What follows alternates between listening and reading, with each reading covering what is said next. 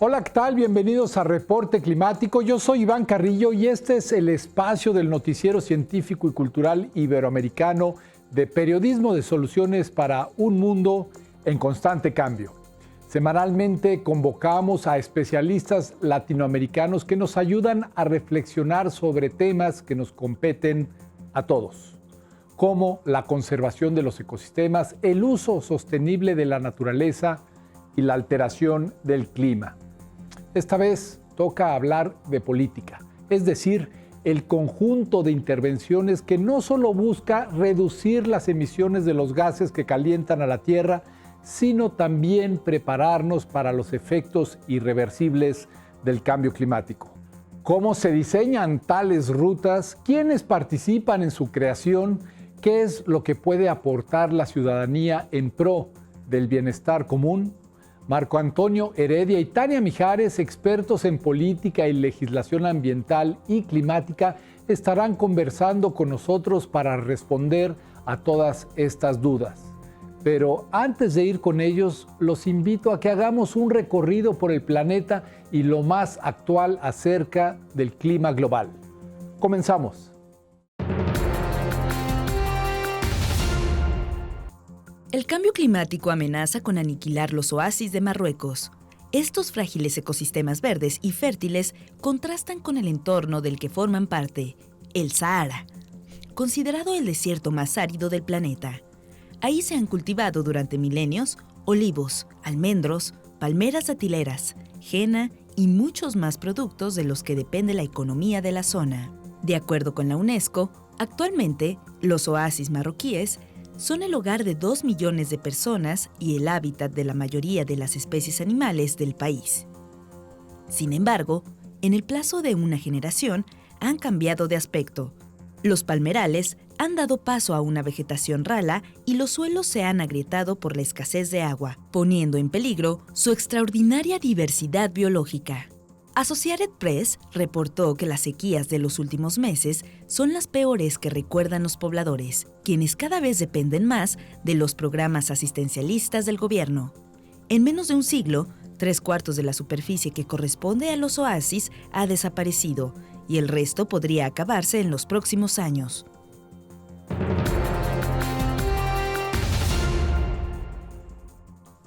En el primer trimestre de 2023, la Comisión Europea podría lanzar un nuevo plan de acción para proteger y restaurar los ecosistemas marinos, asegurando así una pesca sostenible y resiliente.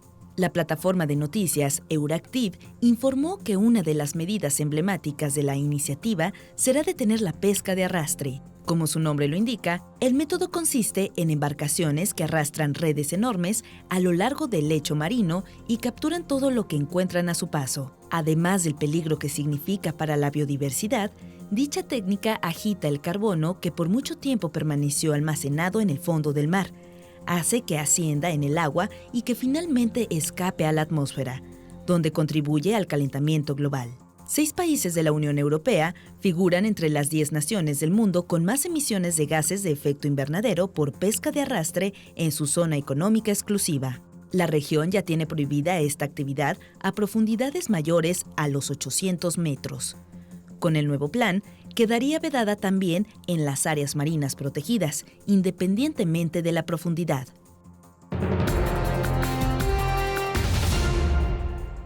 La diversidad genética es la materia prima que permite que las poblaciones se adapten a las alteraciones en el medio ambiente. Cuanta más variedad existe, mayores posibilidades hay de sobrevivir. Bajo esta premisa, científicos de la Flinders University descubrieron que la cruza de especies diferentes podría ayudar a que las más vulnerables al cambio climático adopten y exploten las cualidades de aquellas que son más aptas a las temperaturas crecientes. Tal proceso es conocido como hibridación. En el noreste de Australia, los investigadores notaron que especies de peces de tierras altas adaptadas al frío se han hibridado con especies de tierras bajas adaptadas al calor, y su descendencia muestra una vulnerabilidad menor a los climas futuros. El hallazgo se publicó en Nature Climate Change y representa una buena noticia para la biodiversidad, según sus autores, pues indica que la mezcla genética es una herramienta importante de conservación que puede contribuir al rescate evolutivo natural de especies amenazadas por el calentamiento global.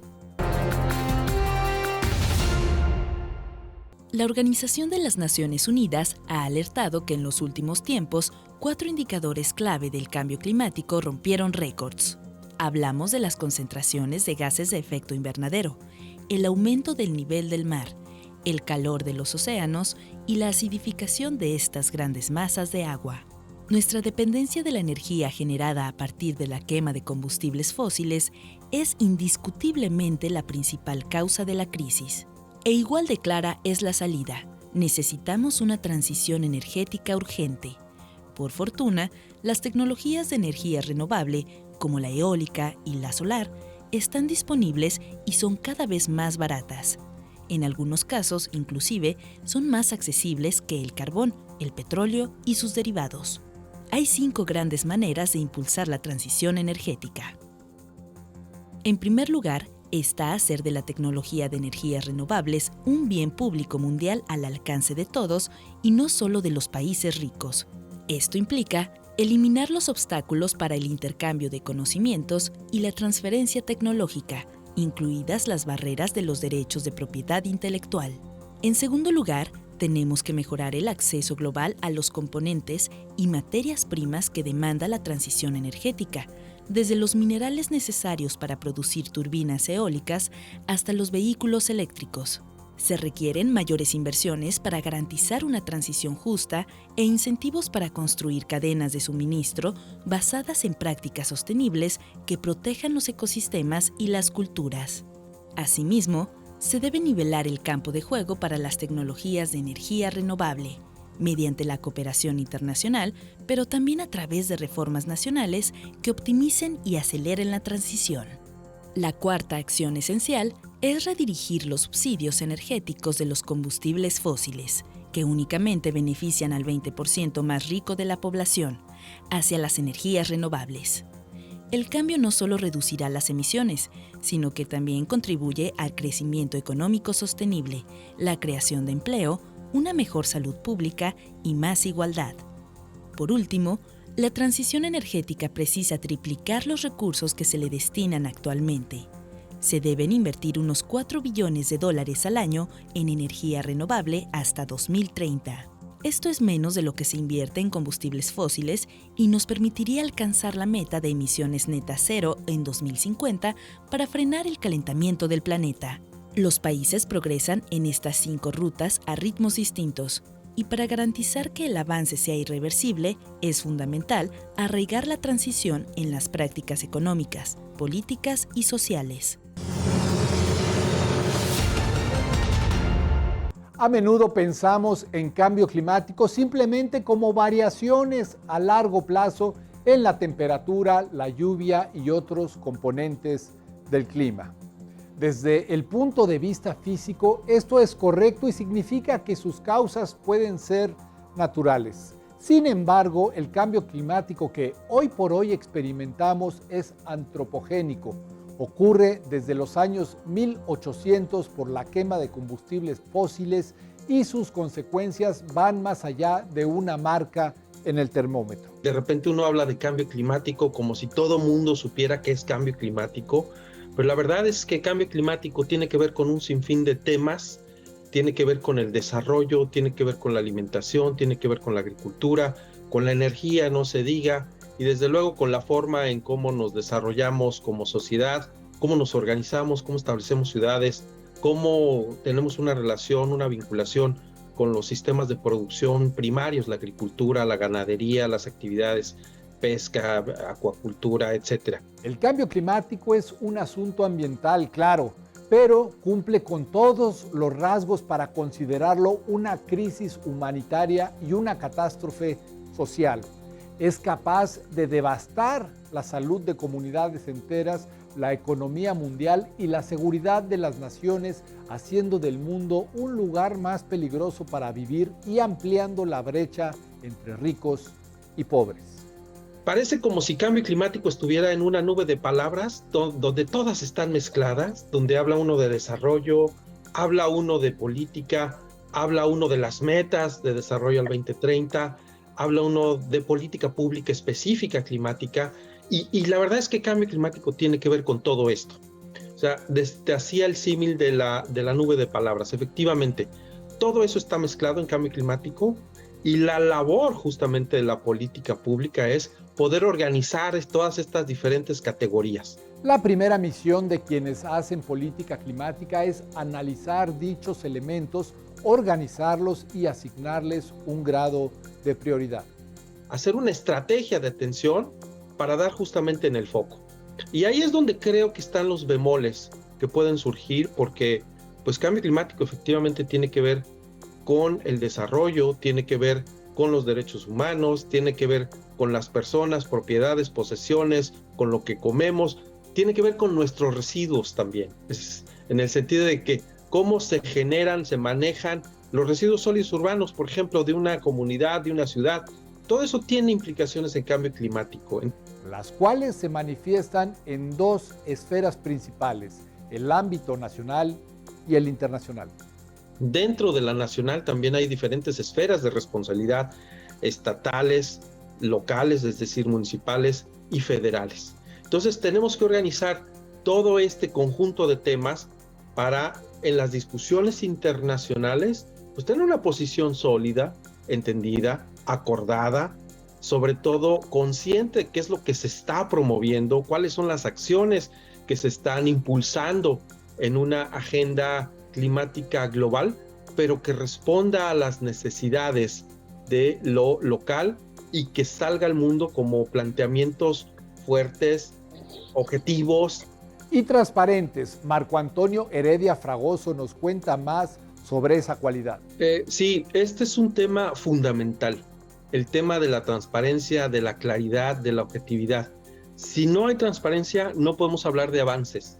Si no hay una alineación de acciones a criterios de cambio climático, pues podemos hablar de cualquier otra cosa, pero no hablamos de cambio climático, que a veces los compromisos salen inesperadamente y dice uno, ¿y cómo llegaron a ese compromiso si no lo hemos discutido, verdad? Históricamente, las políticas para abordar el cambio climático han sido difíciles de implementar. Según la Organización para la Cooperación y el Desarrollo Económicos, los países están de acuerdo en que se trata de un problema importante, pero la voluntad de ajustar sus estilos de vida es muy limitada. Todo el entramado de la política climática tiene que ser muy dinámico, tiene que estar muy bien engrasada esta maquinaria para poder llevar pues compromisos sustantivos, compromisos reales, y sobre todo compromisos que se vayan cumpliendo en el tiempo. Estos, a su vez, deben estar necesariamente anclados a dos tipos de acciones: las de adaptación al cambio climático y las que tienen que ver con su mitigación. Son las absorciones. Y tenemos que hablar de adaptación. Y la adaptación no es algo, es un concepto elaborado, incluye desde luego la exposición a determinados fenómenos, ya sea de ocurrencia repentina o de ocurrencia a lo largo del tiempo. Tenemos que hablar de la sensibilidad, de cómo las comunidades son sensibles a determinados fenómenos, y tenemos que hablar de las capacidades con las que cuentan estas comunidades para hacerle frente a estos fenómenos. De tal manera que no es lo mismo una comunidad indígena en la sierra que una ciudad que tiene todos los elementos para poder recuperarse rápido de un fenómeno hidrometeorológico extremo, repentino, etc.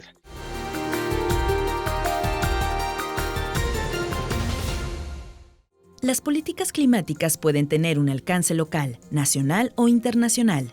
Se dividen en dos categorías principales: las de mitigación, cuyo objetivo es minimizar el alcance del cambio climático, y las de adaptación, diseñadas para reducir los riesgos y aprovechar nuevas oportunidades.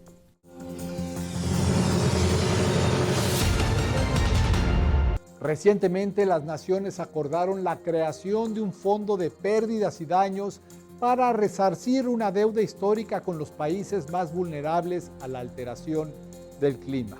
Este fue uno de los principales resultados de la llamada COP27 que tuvo lugar en Egipto a finales del año 2022. Porque en el momento que se aprobaron los fondos de mitigación, por ejemplo, ¿no? En ese momento se hacen modificaciones en nuestra propia legislación, ¿no? Entonces tenemos la Ley General de Cambio Climático, donde se habla de los fondos, se hace todo un andamiaje institucional para poder soportar esos fondos que van a llegar del extranjero y a qué programas se van a destinar, etcétera, ¿no? Entonces, digo, es un poco como que una cosa lleva a la otra, pero es como desenredar un hilo, ya sabes. Y la ventaja de tener este andamiaje internacional político es que se hace muy parejo alrededor del mundo, por lo menos los alcances y las responsabilidades que todos buscamos. Otro elemento importante de estas negociaciones tiene que ver con atender grupos de la población que son clave para la acción climática. Y una de las cosas que se está pidiendo muy fuerte en esta cumbre en Egipto es que este dinero se entregue principalmente a grupos de mujeres que trabajan en pro del ambiente. Y no estoy diciendo, o sea, no es una cuestión de género, y sí, pero no estoy diciendo que es porque las mujeres seamos más responsables, menos corruptas, o lo que sea, creo que no. Lo que estoy diciendo es que la mujer tiene una sobrecarga en la mayoría de los países del sur global para llevar los recursos a su casa. Las mujeres son las que acarrean el agua, las mujeres son las que cultivan las pequeñas parcelas, las mujeres son las que se encargan de la alimentación de la familia, ¿no?